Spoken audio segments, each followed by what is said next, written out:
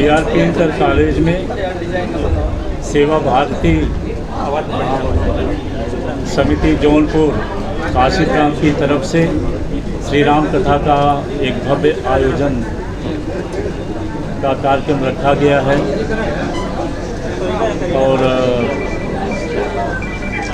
बहुत पहले से ही एक हम लोग का एक डिस्कशन हुआ था इस पे कि एक अपना जो अयोध्या में रामलला का मंदिर का निर्माण कार्य चल रहा है, उसके उद्घाटन के पहले हम लोग जो है यहाँ पे एक श्री राम कथा का आयोजन करेंगे, जिसके कथावाचक आचार्य शांतनु जी महाराज जी हैं। उनके मुखार बिंद से ये कथा का श्रवण करता है। कलश यात्रा कहाँ से कहाँ तक?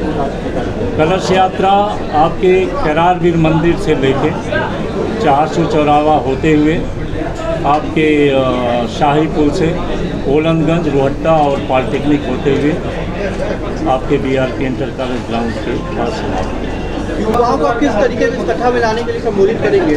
यही कोशिश है कि लोग, जैसे भी हम देखते हैं कि जब हम घर में पूजा पाठ करते हैं तो कम से कम हम अपने आने वाली पीढ़ी को, अपने सनातन धर्म को, अपने संस्कृति को वो जाने।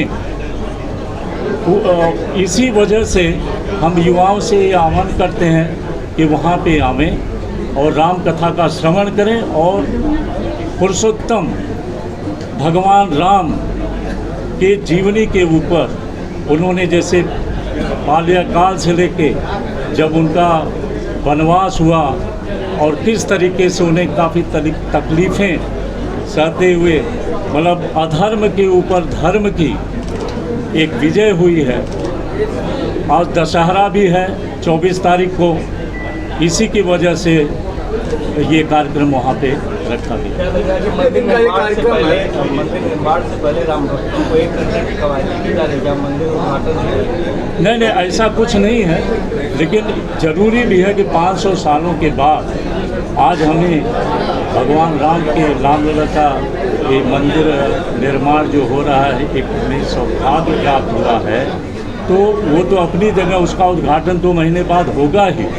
हमारे उसमें काफ़ी, जैसे अभी आपको बताया था कि कार सेवकों ने, कितने लोगों ने अपने प्राणों की आहुति दी है, वो अपना एक अलग है। लेकिन ये कथा जो श्री राम कथा हो रहा है, मतलब हमारे भगवान के श्री राम के जीवनी के ऊपर जो आचार्य शांतनु जी महाराज के मुखार बिंद से वो वहाँ पे लोगों, जो भी जनपद के वासियों से आग्रह करता है लोग आवें, उसको श्रवण करें। इस पंडाल में कितने लोगों का आने की संभावना? कई दिन का ये कार्यक्रम? ये एक 25 अक्टूबर से लेके 31 अक्टूबर तक ये कार्यक्रम चलेगा और कैपेसिटी आप तो देखे ही होंगे, एक बहुत बड़ा, एक जर्मन हैंगर का बहुत बड़ा पंडाल वहाँ पे लग रहा है। इसमें काफ़ी संख्या में लोग, वहाँ पे हजारों की संख्या में लोग आए। आप भाजपा के वरिष्ठ नेता हैं, क्या इसमें कुछ भाजपा के जो है बड़े पदाधिकारी भी आएंगे जो है? अब ये सबकी कथा है, भगवान राम की कथा है, सबको सुनना चाहिए। इसमें पदाधिकारी ऐसा कुछ ये नहीं है कि जो पदाधिकारी हैं वो आएंगे। इसमें सारे लोग, चाहे छोटे हों या बड़े हों, सारे लोग आमंत्रित हैं। सबसे हमारा निवेदन है कि लोग भारी संख्या में आवें और इस कथा का लाभ लें। में और स्वावलंबन के क्षेत्र में ये काम करती है। उसी क्रम में श्री राम कथा का आयोजन है। 24 को कलश यात्रा, 25 से शुरू होगी, 1 सप्ताह तक कथा चलेगी।